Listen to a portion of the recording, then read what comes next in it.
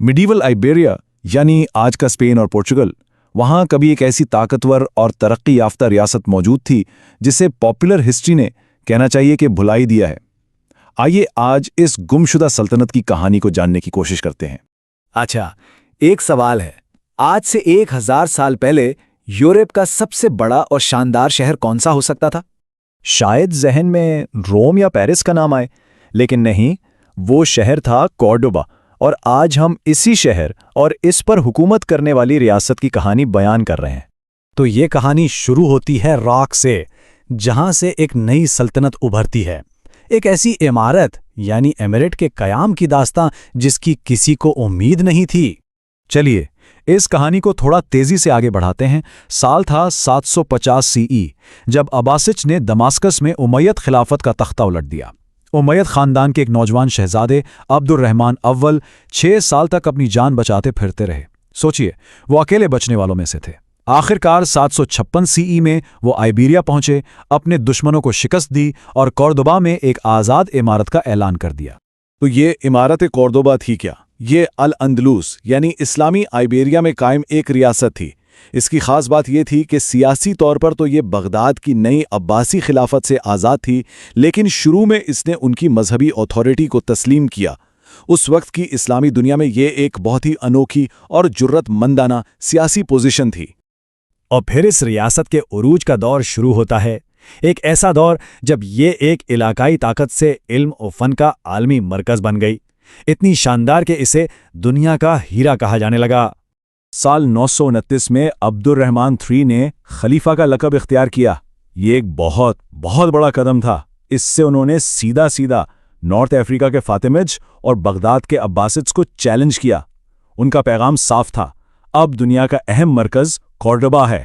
और इस सुनहरी दौर की शान और शौकत देखिए। दारुल हुकूमत कॉर्डोबा यूरोप का सबसे बड़ा शहर बन चुका था, जिसकी आबादी 4.5 लाख तक थी। सोचने की बात है, उन्होंने एक नया शाही शहर मदीनत अल ज़हरा तामीर किया।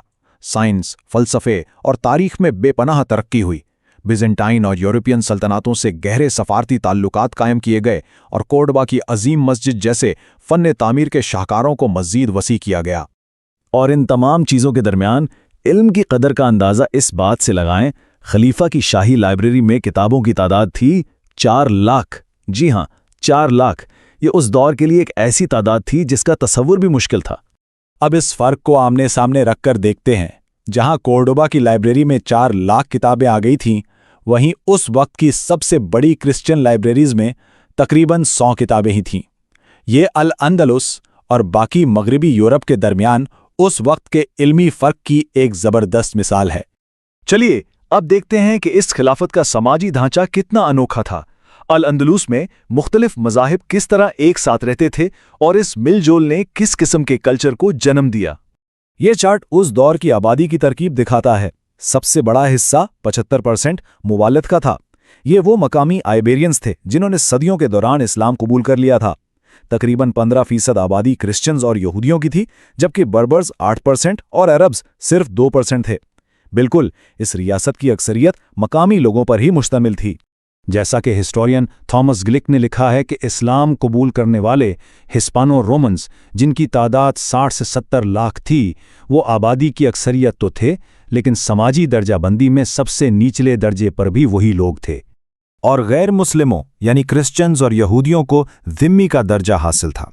इसका मतलब ये था कि वो जिज़िया टैक्स के बदले रियासत के तहफ़्फ़ुज़ में रहते थे। क्रिश्चियंस का स्टेटस पहले के विसिगोथिक दौर के मुकाबले में गिरा, जबकि यहूदियों के हालात बहुत बेहतर हो गए, क्योंकि उन्हें इससे पहले शदीद जुल्म का निशाना बनाया जाता था। अगरचे ये निज़ाम मुकम्मल बराबरी का नहीं था, लेकिन इसने एक ऐसे मिलझोल की फ़िज़ा ज़रूर पैदा की जो उस दौर में बहुत नायाब थी। अब कहानी में एक ऐसी शख्सियत का दखूल होता है जिसके इक़दामात ने खिलाफत को ताकतवर भी बनाया और आखिर में इसकी तबाही का सबब भी।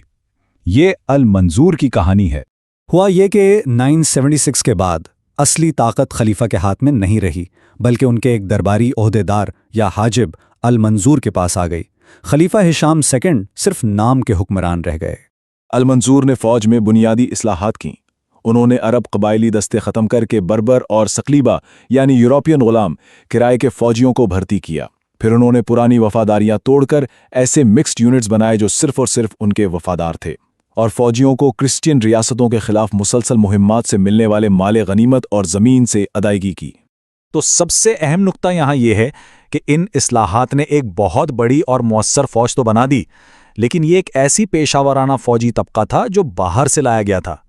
इन लोगों की वफादारी न खिलाफत से थी, ना ही उसके आवाम से। उनकी वफादारी सिर्फ उस शख्स से थी जो उन्हें पैसे देता था। यानी ये फौज अब रियासत के अंदर एक रियासत बन चुकी थी।